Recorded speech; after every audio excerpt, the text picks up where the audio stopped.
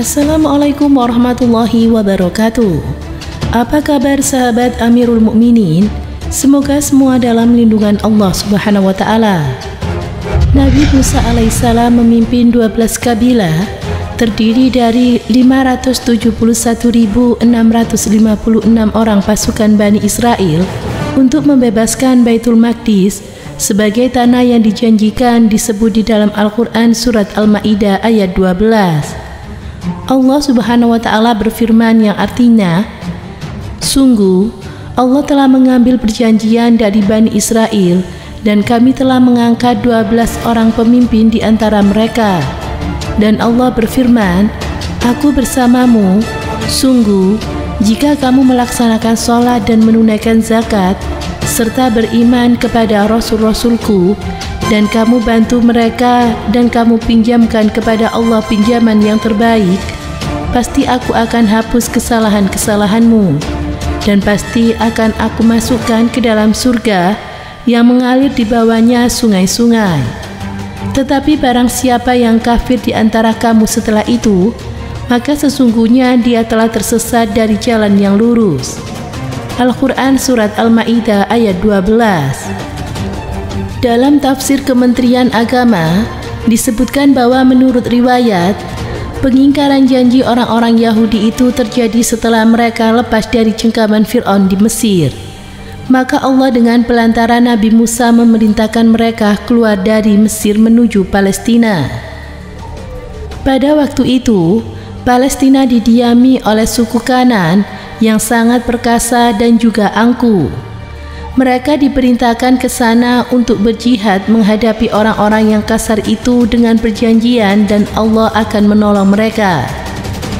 Allah memerintahkan Nabi Musa mengambil 12 orang pemimpin yang mewakili setiap suku dari mereka untuk melaksanakan tugas yang diperintahkan oleh Allah Subhanahu wa taala.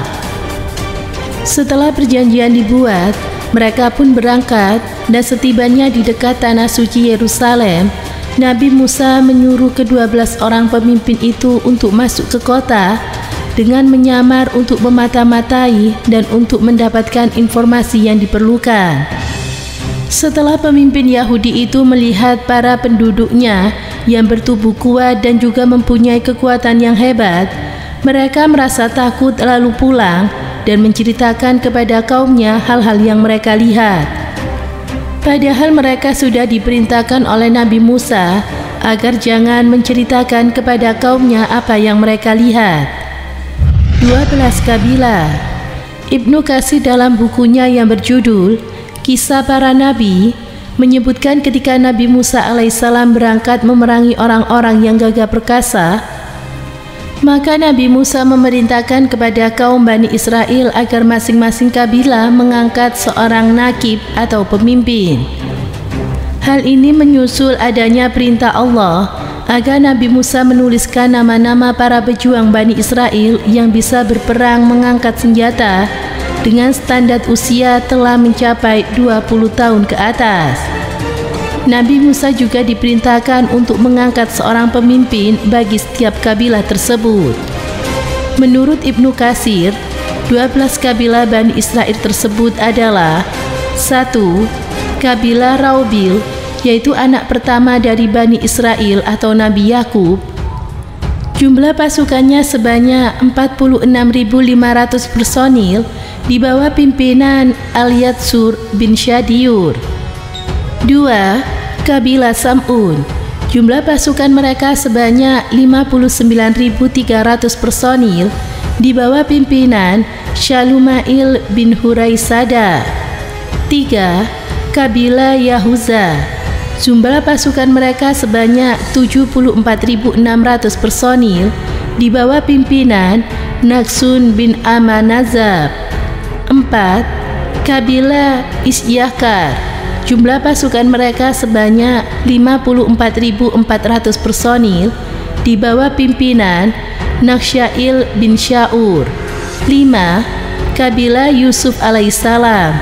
Jumlah pasukan mereka sebanyak 40.500 personil di bawah pimpinan Yusya bin Nuh. 6.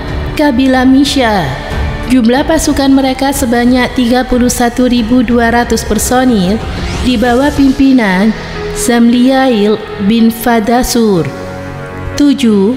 Kabilah Bunyamin. Jumlah pasukan mereka sebanyak 35.400 personil di bawah pimpinan Abidan bin Ja'un. 8. Kabilah Had. Jumlah pasukan mereka sebanyak 45.650 personil di bawah pimpinan Ilyasyaf bin Ra'wail. 9. Kabilah Ashir. Jumlah pasukan mereka sebanyak 41.500 personil di bawah pimpinan Fas'ayail bin Akran. 10. Kabilah Dan. Jumlah pasukan mereka sebanyak 62.700 personil di bawah pimpinan Akhyazar bin Amsyada. 11. Kabilah Naftali. Jumlah pasukan mereka sebanyak 53.400 personil di bawah pimpinan Akhyara bin Ain. 12. Kabilah Zamwalun. Jumlah pasukan mereka sebanyak 57.400 personil di bawah pimpinan Al-Bab bin Hailun. Menurut Ibnu Katsir, di antara mereka tidak tertulis Bani Lawi. Pasalnya, Allah Subhanahu wa Ta'ala telah memerintahkan Nabi Musa agar tidak menjadikan Bani Lawi termasuk di antara kelompok-kelompok tersebut, karena mereka telah diberi tugas membawa tibir asyhada dan menabuh genderang ketika melakukan perjalanan atau berangkat berperang. Mereka adalah keturunan Nabi Musa dan juga Nabi Harun yang berjumlah 22.000 orang, terhitung mulai dari bayi yang berusia 1 bulan ke atas. Mereka inilah yang bertugas untuk menjaga dan memelihara Quba Zaman. Mereka berada di sekitar Quba Zaman yang selalu menjaganya dari segala sisi. Jumlah semua pasukan dari Bani Israel, tidak termasuk Bani Lawi, adalah 571.656 orang. Akan tetapi, mereka mengatakan bahwa jumlah dari Bani Israel yang telah berusia 20 tahun ke atas yang diberi wewenang untuk mengangkat senjata adalah sebanyak 603.555 orang, tidak termasuk Bani Lawi. Ibnu Katsir mengatakan, pendapat ini masih diperdebatkan kebenarannya. Meskipun jumlah pasukan mereka itu dapat kita temukan di dalam kitab mereka, tetapi tidak relevan dengan jumlah yang mereka sebutkan itu. Wallahu a'lam, tulis Ibnu Katsir. Bani Lawi yang bertugas menjaga Quba Zaman, mereka berjalan ke tengah-tengah Bani Israel. Mereka berada di posisi pusat, jantung seluruh pasukan. Bani Raubil menempati kepala sebelah kanan, sedangkan Bani Dan menempati kepala sebelah kiri, sementara Bani Naftali menempati posisi belakang. Nabi Musa alaihissalam telah menetapkan suatu keputusan berdasarkan perintah Allah Subhanahu wa Ta'ala kepada beliau tentang jabatan pendeta yang dikuasai oleh Bani Harun, sebagaimana jabatan penting itu telah dipegang oleh orang tua mereka. Mereka adalah Nadib, dan ia adalah orang yang pertama kali memegang jabatan tersebut. Setelah itu, Abihul, Azza, Yusmar.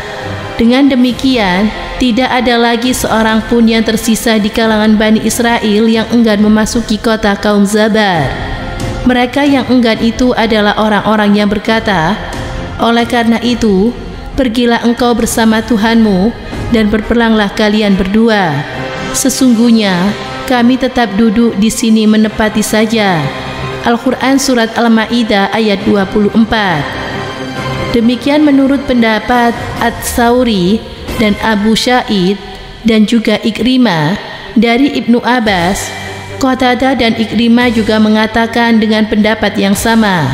Sementara itu, As-Sadi meriwayatkan dari Ibnu Abbas, Ibnu Mas'ud, dan beberapa orang sahabat hingga ulama syalaf dan juga halaf lainnya mengatakan bahwa Nabi Musa dan juga Nabi Harun telah wafat sebelumnya di Padang Ti.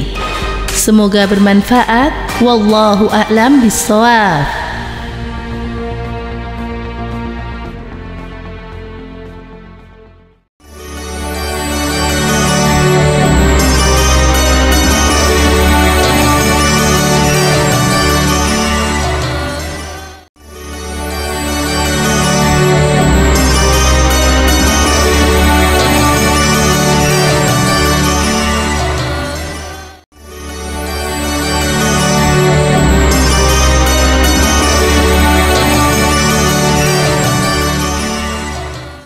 Assalamualaikum warahmatullahi wabarakatuh. Pemirsa Amirul Mukminin yang dirahmati Allah Subhanahu wa taala. Bani Israil merupakan kaum yang banyak dilalui oleh para nabi. Allah Subhanahu wa taala mengutus sejumlah nabi untuk membimbing kaum Bani Israil. Selain Nabi Yakub, lalu Nabi Yusuf dan juga Nabi Musa, totalnya ada 12 nabi yang diutus oleh Allah dari 25 nabi. Disebutkan di dalam Al-Qur'an, Israel sendiri merupakan nama dari Nabi Yakub. Beliau adalah putra dari Nabi Ishak bin Ibrahim. Dari garis inilah lahir keturunan Bani Israel atau keturunan Nabi Yakub. Nabi Yakub memiliki beberapa anak, diantaranya adalah Nabi Yusuf. Kisah Nabi Yusuf tidak lepas dari kisah Bani Israel. Karena berawal dari kisah Nabi Yusuf inilah Bani Israel sempat mendiami Mesir. Kaum Bani Israel mulai berdatangan ke Mesir, berdiam dan menempati wilayah tersebut secara turun-temurun. Diperbudak sampai diutusnya Nabi Musa alaihissalam untuk membebaskan Bani Israel dari cengkaman Fir'aun. Setelah Nabi Musa dan Nabi Harun wafat, kepemimpinan Bani Israel dipimpin oleh Nabi Yahya bin Nun, murid dari Nabi Musa. Bani Israel kemudian banyak dipimpin oleh para nabi seperti Nabi Ilyas, lalu Nabi Ilyasa, lalu Nabi Yunus, Nabi Daud, Nabi Sulaiman, Nabi Yahya, hingga akhirnya Nabi Isa alaihissalam. Al-Quran menyebutkan Bani Israel banyak membunuh para nabi. Ahli tafsir Baidawi, lalu ahli tafsir Baidawi juga menyebutkan beberapa nama nabi yang dibunuh oleh Bani Israel, diantaranya adalah Nabi Yesaya, lalu Nabi Zakaria, Nabi Yahya, dan masih banyak sekali nabi-nabi yang dibunuh oleh Bani Israel. Bahkan mereka membunuh Nabi Isa tapi tidak berhasil. Bahkan mereka berusaha untuk membunuh Nabi Muhammad tapi gagal. Di antaranya seorang Yahudi yaitu bernama Zainab binti Haris yang merupakan beliau membunuh Rasulullah SAW dengan meracuni Rasulullah saat beliau berhasil menaklukkan Khaibar. Rahimakumullah. Wassalamualaikum warahmatullahi wabarakatuh.